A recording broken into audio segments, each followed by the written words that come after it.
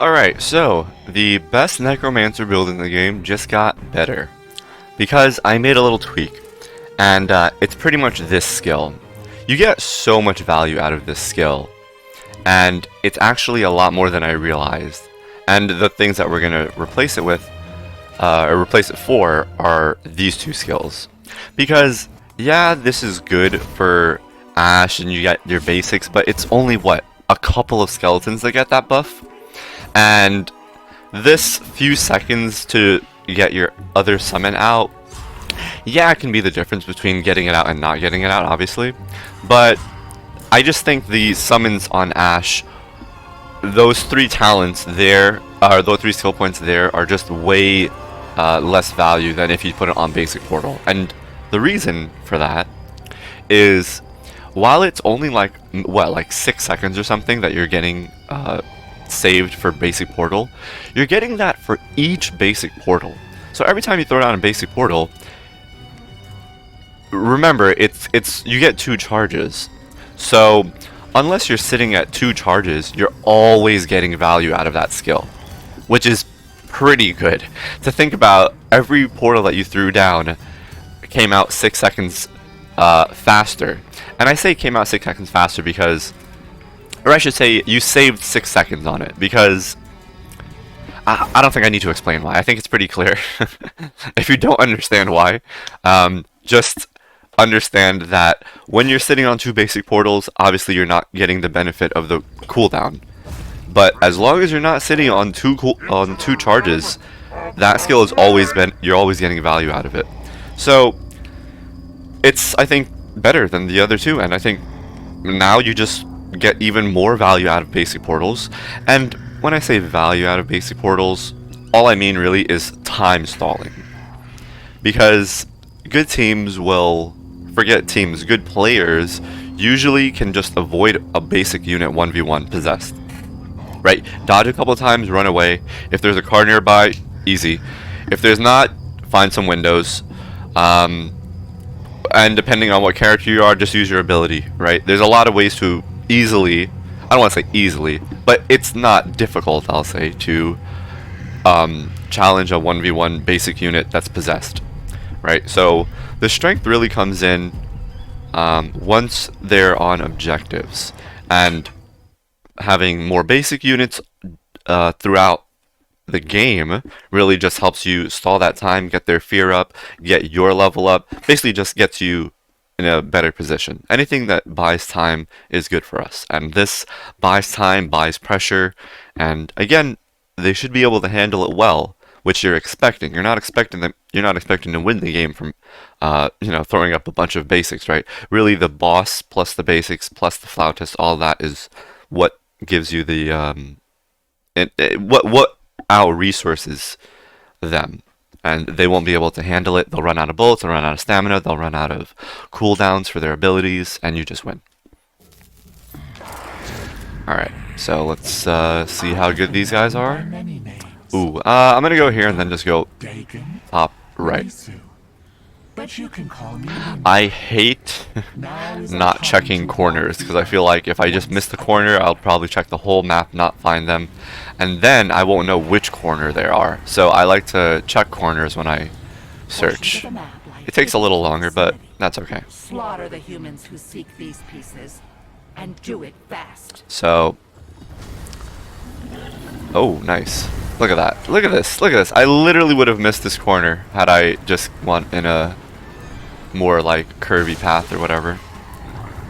Perfect. So let's, I mean, this is going to be a favorable game for me as far as, you know, spawn RNG, finding them early.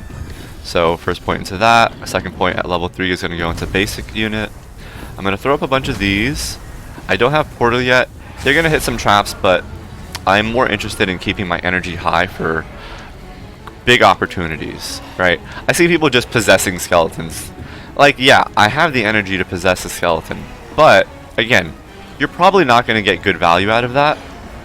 And all it's going to, and yeah, it's going to buy you some time, but you want to use that time better. You don't want to just possess a skeleton, all these traps aren't up, you have no energy when you're out, then you're going to be looking for energy, whereas you know, I can just keep doing what I'm doing. I'm using my time as efficiently as possible. It is really the key here. You can't be outpaced.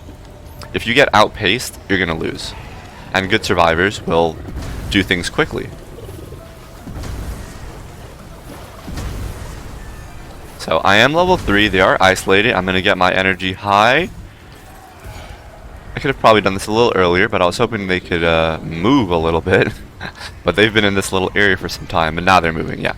I don't want to throw up flautists between their movements because it's usually pretty easy to get the snipe on it. But since it looks like they're coming up here, I'm going to throw it up here and see what I can get done. So 94, I can throw up 2 of these. This is a little far, actually. It looks like I'm getting it, but I think I'm barely not going to get it. Yeah, I'm barely not getting it here, but that's okay. I got my first damage in, creating chaos. They're not amazing. She's getting hit a lot, but also she could be out of stamina, right?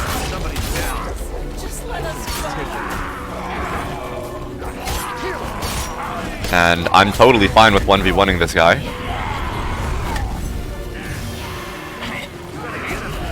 Okay, yeah, well, he's not amazing, but, you know, pretty simple. You get a couple of hits in with the, oops, the other way. You get a couple of hits in with your Flautist buff. I got, like, I think maybe 2 hits in with it, which was huge damage, right? And specifically, right, how to play. You can't just be using whatever you want. It seems to me that the best way to engage is with a running heavy attack. It comes out faster than a light attack, and obviously it does more damage than a light attack. So specifically what I try to do is open with a running heavy into one light attack. I just made this change. I don't know what this guy's doing. He's probably gonna grab this car. Let me grab this actually. And for those who don't know about what I just did, why I just did that specifically is if you possess a skeleton or whatever, a unit that's low health, or I should just say when you possess a unit, they're full health, they gain back all their limbs. So that guy was almost dead. He had like an arm falling off or something, and I just possessed it, basically reset its health and the whole unit. So always good to do that. But there was a point I was trying to make, and now I forgot.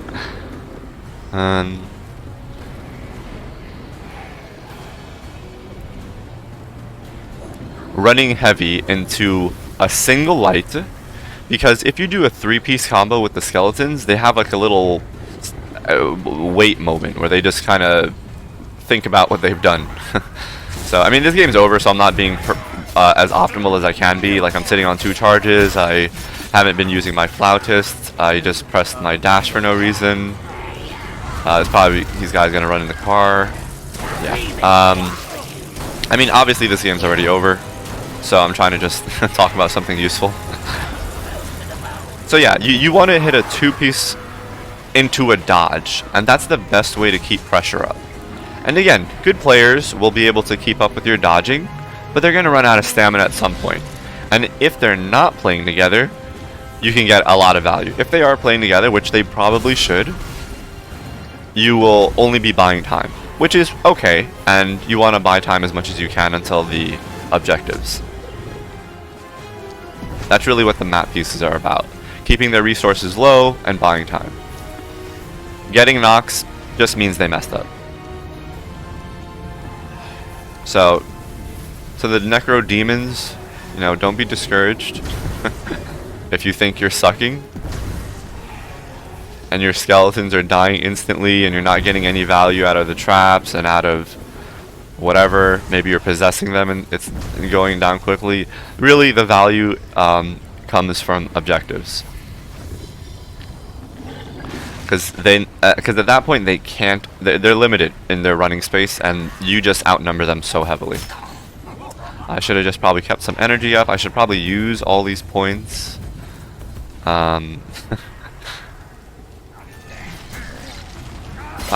What's like the best way to close this? He has a lot of health. He's gonna hit this car again. Someone can teach me about what the best way to close out this 1v1. I mean, it's obviously just get some energy and beat him up 1v1, so I should probably just stop making traps.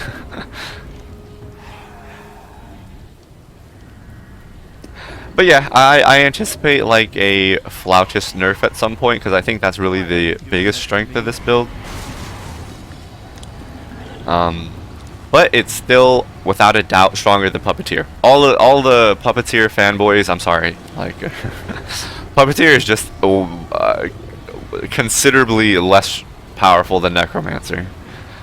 The best you can do with Puppeteer, and it is very powerful, is possessing survivors, possessing DPS, right, and 2-tapping or whatever their whole squad. So yeah, that's very powerful. Can I flip it? Can I flip it? Oh! Oh, flip! Oh! There we go. Am I at what? I'm stuck, but I can probably get out with this. Okay. Huh. Interesting, interesting. This game doesn't have any bugs. Maybe once it's there we go, flipped over fully. That was interesting. What's a good way to close this? I should just throw down a Flautist. I don't know why I'm not.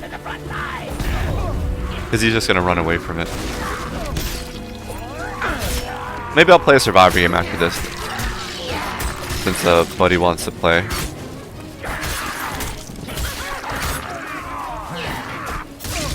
Also, the animation canceling is very important. Like, this game, what I really like about it is a game of seconds, right? You can do things better, or I should say, you can get a lot more value if you do things quicker.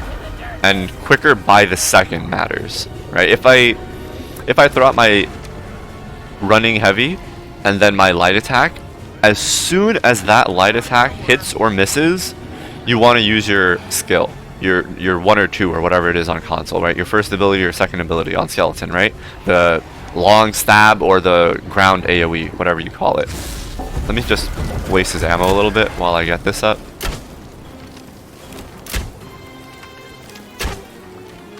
Probably, is this efficient? I think it is, because this guy does want the ammo, so at least this way I'm forcing him to melee.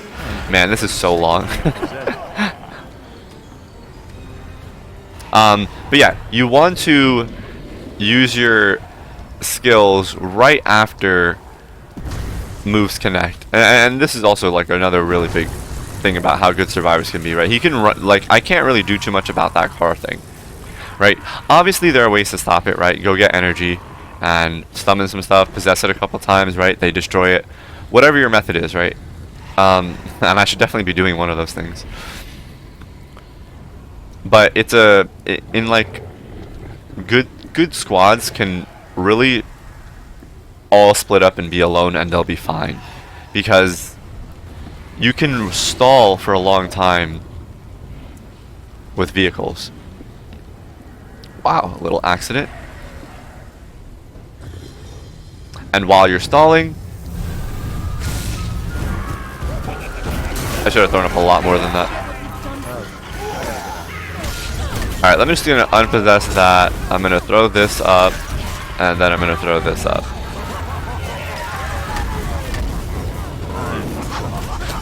Obviously that was one of the worst plot displacements of all time, but obviously this game is way over, and I'm trying to just end it a little faster.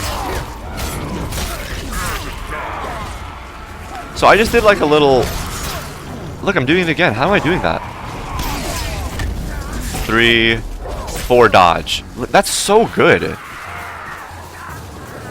I think you have to just do it early. And he's out of stamina, dodge. Yeah, like Ash mechanics are actually so sick. Evil Ash mechanics. He's dead. Mr. Car Guy is never gonna die, so I gotta get out of this. Alright, buddy. Let's try this again, I guess. What else can I say that's useful? Let's see. So yeah, you want to be... if you're already close with the possessed skeletons and you're you know, attacking them, you want to... Let me just grab this real quick. See if I can flip it. Oh! Alright, that's good enough. He's probably going right back for it. Yep. Oh, no. That was very bad. Can I block you sufficiently? No, not at all. And yeah, this Evil Ash thing, right? I haven't seen anyone talk about it. So if it's a well-known thing, great, I didn't know about it. But there is this way to cancel. Oh, that was terrible. Cancel your 4-piece, and then just do another 4-piece. Like, that's so much pressure. That's so good. It's literally mandatory against good teams.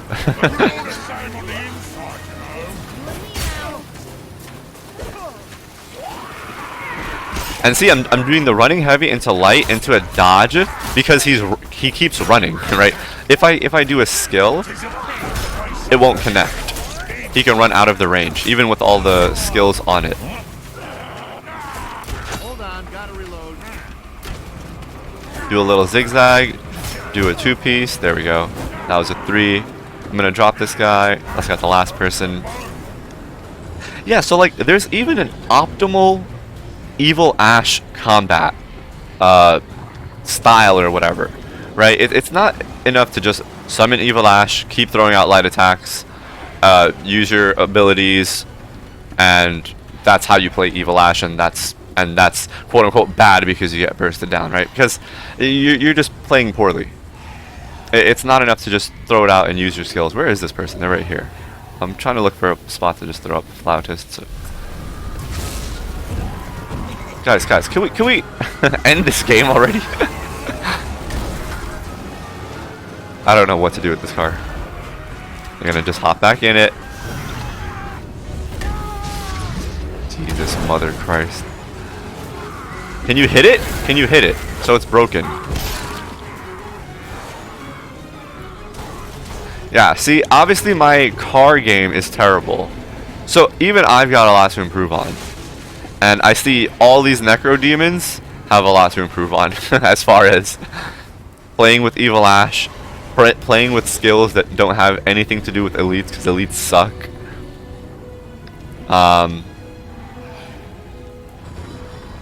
Alright, I think I throw up a couple of these. This is a little far. Oh, they're just going to go get another car.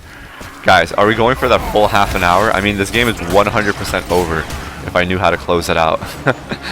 They really need to nerf vehicles. These things are way too good. I thought I would have flipped it, but nope. Okay, buddy. I thought I possessed him. There we go. And even when it's flipped, they can flip it over. They can just flip it back. I don't know if I want to possess them or throw up skeletons. They're so good at running.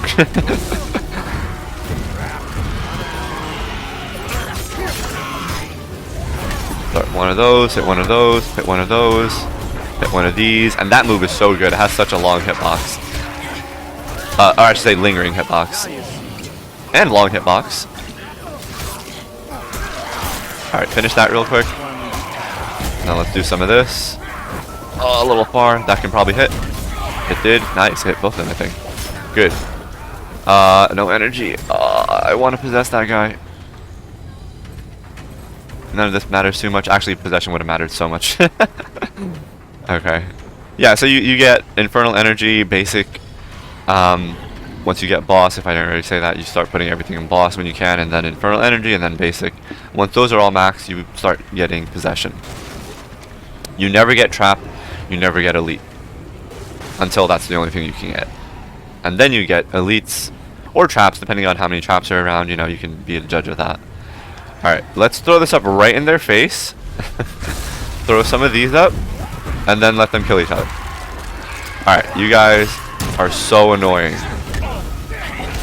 So annoying. That was a little bad aim. Okay, right in front of it. And let's... Where's all my skeletons? Alright, good game, good game. This is going to be the whole video. Because it's such a long one game. So, this will be the part 3. I think I explained a lot and gave a lot more insight on a lot of things and showed a lot more as far as how you play Evil Ash, right? The mechanics are way better than just throw out a 4-piece, you're stunned, and you get bursted down, right? That's what I see 90% of people do. So, pretty good game. You didn't really see too much value out of that basic portal, but it's definitely the better skill. 100%. Not 100%, 99%. Because I thought the last one was 100%, but I don't see the other skills being better. The boss portal cooldown just has way less value than this basic portal cooldown. It's actually just so nutty. So I'll probably do a part 4, or actually my Henrietta's maxed, so I'm probably gonna move on to Henrietta, start seeing what her best build is and see how much different it is than everybody else that claims they're doing the best Henrietta build.